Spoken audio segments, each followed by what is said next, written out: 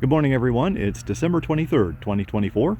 I did get tired of having to plug and unplug my lights every time there's a cold night. I ran one plug to a multi-outlet strip here, so at least now I have the convenience of one switch to activate the lights.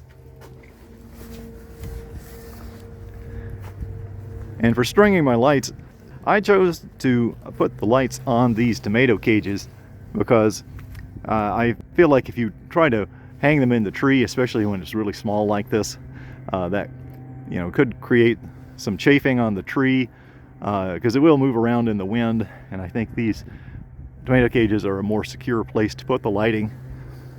The low this morning was 19 degrees Fahrenheit. So I've unwrapped my trees, and similar to what Millennial Gardener described, I've got a little bit of frost starting to affect the very top of the tree where the cover is touching it, but that is very minor damage, not anything to be too concerned about. Over here for my kumquat trees, I've been eating the fruit because some of the fruit is a little bit exposed to the cold air, but generally this method seems to be working out, and it traps enough heat close to the house that the fruit that's within 1.5 feet of the walls stays on the tree, but there are a few in here that start to shrink and shrivel from being in the cold, and then they start losing their flavor. So I'm satisfied with this. I'm preserving enough of the fruit and I can continue picking it for a few more weeks. Got a few more trees and pots over here. I stick those in the shed when the nights are cold like this, but I think tonight will be the last night for another week or so that I need to stow the trees somewhere. This is that seedling that I made an earlier video, had damage because I didn't give it enough water while I was away on vacation, but it is starting to sprout some fresh leaves now, so I just need to take care of it appropriately and it'll grow back out again. Similar story here with my fuerte, getting leaves. After all, Gary Gregg in his video says you can just cut a tree down to the stump and it'll regrow. So the fact that I lost most of the leaves wasn't enough to worry me, although I may have lost the top of the tree here. It looks like most of the live branches are down near the bottom, and my root stock tree is doing just fine. And here's another seedling. This is one that I've held on to for a few years. I know the roots are healthy, but what happens to it is it will freeze down to the ground. So what I'm attempting to do is take closer care of it, see if the bark can thicken up. Maybe it will become more cold hardy in the future.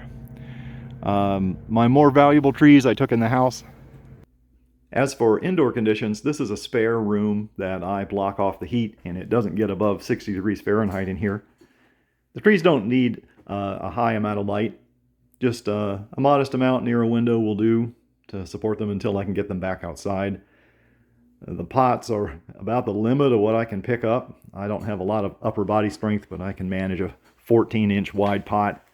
This is my poncho tree, and it's still putting out flowers, and I'm inclined to allow it to just finish its flowering cycle. I think it may be beneficial to the tree to just let it go through its full hormonal cycle and then just focus on leaves again. I don't really think I'm going to get any fruit.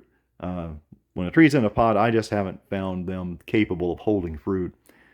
And here's one of my seedlings. As I described outside with that tree on the corner, I want this one to form more bark. I have some indications that there's some cold hardy properties of this, even though I got the seed from the grocery store.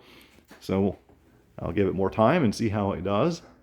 Back here is my bacon, and that's really turned out to be a champion of a tree. Lots of dark green leaves on it, and it seems to handle temperatures close to freezing. On this side, similar story. This is the mystery seedling I got from Oliver Moore in northern Florida, and this one is that odd seedling that I just held on to. This was a grocery store seed, but I just thought the leaves are kind of unusual the way they fold and curl around. So just an ornamental plant I held on to. Got a tomato that I'm keeping in here and a pepper. I'll try to overwinter these and maybe get some early tomatoes.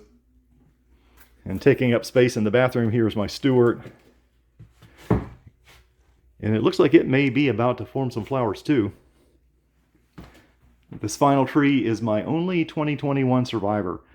Out of all of the various trees that I had, that's the oldest one I'm still caring for. So we'll see if giving it some additional maturity will help it. So that's the story of my collection. There's not much left of the year.